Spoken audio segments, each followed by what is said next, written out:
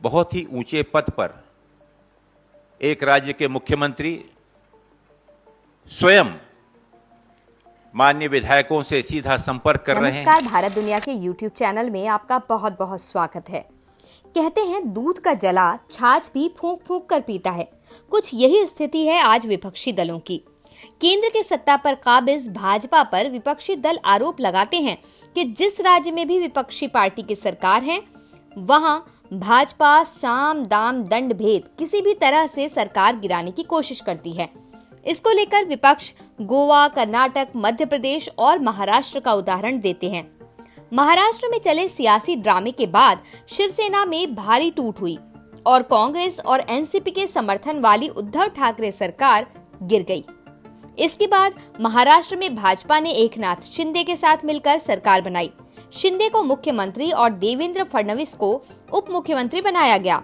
एकनाथ शिंदे की सरकार बने 1 महीना हो चुका है, लेकिन अभी तक कैबिनेट में सिर्फ 2 लोग हैं, एक तो खुद शिंदे और एक है फडणवीस। शिवसेना, एनसीपी और कांग्रेस इसको लेकर मजे भी ले रहे हैं कि अगर कैबिनेट मंत्री ही नहीं चुन पा रहे हैं तो आखिर मंत्रालय का कामकाज कब शुरू होगा।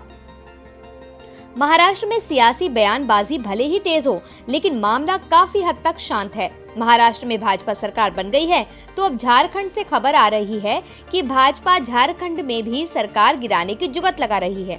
झारखंड में झारखंड मुक्ति मोर्चा और कांग्रेस गठबंधन की सरकार है, जबकि भाजपा मुख्य विपक्ष है। पिछले कई दिनों से तृणमूल कांग्रेस जैसी पार्टियां दावा कर रही थी कि महाराष्ट्र के बाद भाजपा की नजर झारखंड और पश्चिम बंगाल पर है। ताजा खबर ये है कि झारखंड से कांग्रेस के 3 विधायकों को शनिवार रात पुलिस ने पश्चिम बंगाल के हावड़ा जिले में रोक लिया।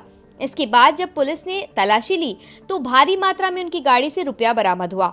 इस कैश के सामने आने के बाद राजनीतिक गलियारों में हड़कंप मच गया।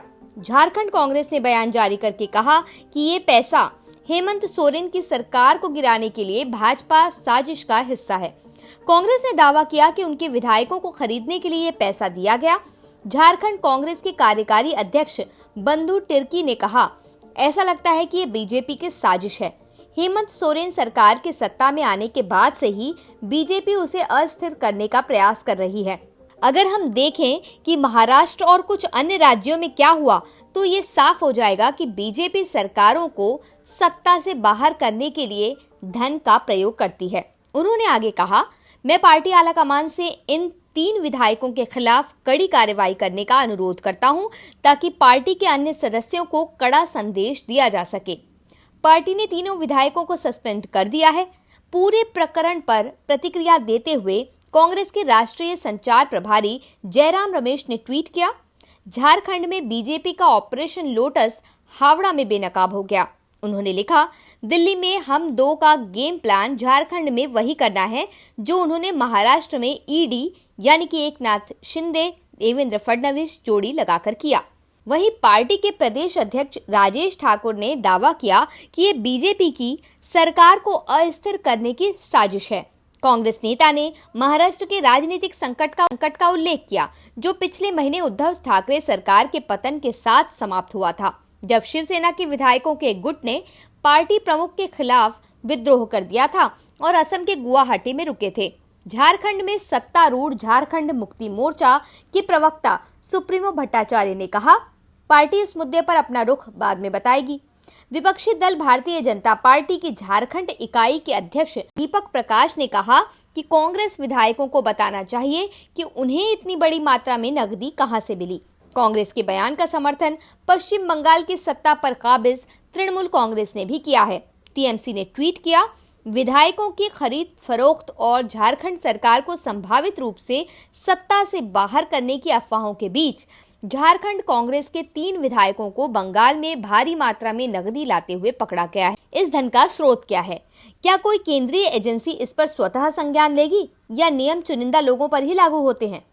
वहीं झारखंड से निर्दलीय विधायक सरयू रॉय ने कांग्रेस से ये बताने को कहा है कि क्या विधायक नकदी लेकर झारखंड लौट रहे थे या झारखंड से किसी और राज्य में जा रहे थे।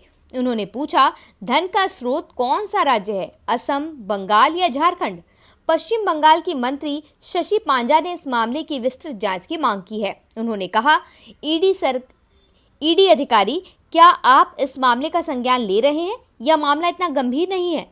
झारखंड के 3 विधायक जिस कार में सवार थे, उसमें से बरामद नकदी को गिनने के लिए मशीनें मंगवाई गई हैं। खबर है कि हावड़ा ग्रामीण पुलिस को पश्चिम बंगाल की सीआईडी से वाहन में नकदी ले जाए जाने की खुफिया सूचना मिली थी। अब इस पूरे मामले पर आगे क्या होता है, ये देखना दिलचस्प रहेगा। साथ ही इन सारी बातों के साथ साथ देश और दुनिया की बड़ी खबरों पर भी बनी रहेगी हमारी नजर। जुड़े रहिए हमारे चैनल के साथ। नमस्कार।